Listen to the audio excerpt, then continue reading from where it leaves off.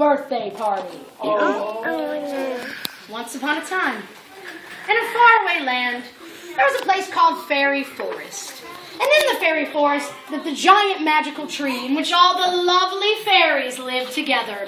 Now on this particular day, they were celebrating a fairy's birthday, so they were busy decorating the tree with balloons and streamers and having a wonderful time. Now off in an ivory tower, their good friend, Princess Rapunzel, lived. And on this day, she was sitting alone in her tower, and she stood up. She wants to say thank you. She said in a nice loud voice,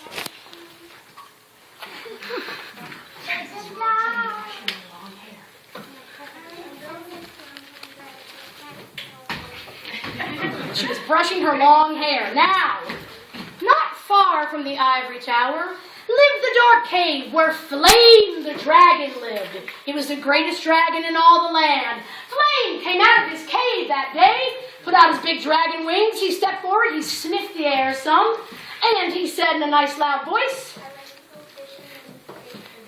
he likes to go fishing and eat fish for dinner. Now, Flame had a very important job. He had to go on the look for fish to feed the baby. So Flame put on his big dragon wings.